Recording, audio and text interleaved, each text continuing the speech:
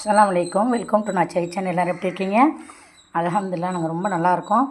இன்றைக்கி மீன் வாங்கியாச்சு. ரொம்ப நாளாச்சுங்க மீன் சாப்பிடாம எனக்கு. அதனால் இன்றைக்கி மீன் வாங்கிட்டேன்.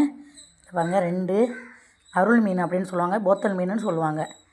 இது 2 பெரிய பெரிய மீன் 2 வாங்கியிருக்கேன். இது 2மே 500ரூவா சொல்லுவாங்கங்க. எப்போவுமே சரி 500, இது ரேட் அதிகம் தான். அதுக்கப்புறம் என்னென்னு பார்த்தீங்கன்னா, கண்ணாடி பாறை ஒன்று, கண்ணாடி பாறை. அப்புறம் இது பெரிய பண்ணா, ஒரு பண்ணாவே 200ரூவாங்குது.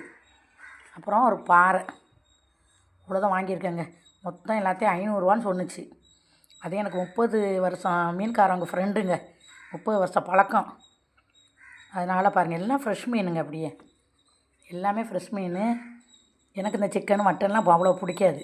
என் பிள்ளைங்களுக்கு அப்படி தான், மீன் தான் பிடிக்கும். அதனால் ஒரு 4 நாளாக மீன் இல்லாமல் எனக்கு ஒரு மாதிரியாக வந்துருச்சு. அதனால் எங்கள் ஃப்ரெண்டுங்கிறதுனால இல்லாட்டி வாங்க முடியாது. 500, 600ரூவா சொன்னிச்சு எல்லாத்தையும். நான் என்ன செஞ்சேன், இது மட்டுமே 500ன்றுச்சு ரெண்டையும், இந்த போத்தல் மீன் மட்டும். நான் என்ன செஞ்சேன், பரவாயில்லை அவ்வளோது எனக்கு வேணாம், கம்மியாக தான் வேணும் ரேட்டுன்னு சொல்லிட்டானே. தெரிஞ்ச இதாக இருந்ததுனால எல்லாருக்கும் அப்படி இருக்கிறாங்களா என்னன்னு தெரில. உங்களுக்கெல்லாம் ஃப்ரெண்ட்ஸ்லாம் மீன்காரவங்க இருக்காங்களா என்னென்னு சொல்லுங்கள் கமெண்ட்ஸில். யார் கமெண்ட் பண்ண மாட்டேங்கிறீங்க. அப்புறம் சரின்னு சொல்லிட்டு 600ரூவாட மீன் அப்படி எல்லாமே பாருங்கள் 300ரூவாய்க்கு வாங்கிட்டு வந்துட்டேன். அஸ்ஸலாமு அலைக்கும். இன்றைக்கி என்ன லஞ்ச் அப்படின்னு பார்க்கலாம். காலையிலே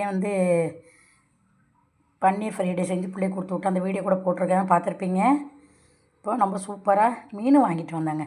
இந்த மீன் வீடியோ எடுத்து வச்சுருக்கேன், சாயந்தரமாக அப்லோட் பண்ணுறேன்.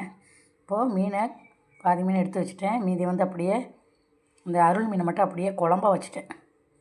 மீன் குழம்பு வச்சுட்டு அப்புறம் மீனை ஃப்ரை பண்ணி வச்சுருக்கேன்.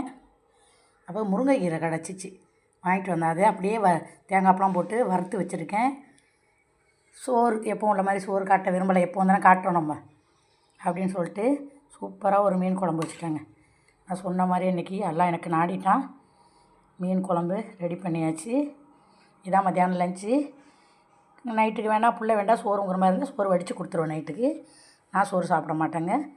பார்த்திங்கன்னா அடுப்பெல்லாம் என்னோடய வேலை எப்படின்டா, அடுப்பெல்லாம் க்ளீன் பண்ணி என்ன சமையல் செஞ்சாலும் சரி க்ளீன் பண்ணி தொடச்சி எடுத்துருவாங்க. அப்படியே நீட்டாக அப்படி தொடச்சி வச்சாதான் எனக்கு ஒரு திருப்தியாக இருக்கும்.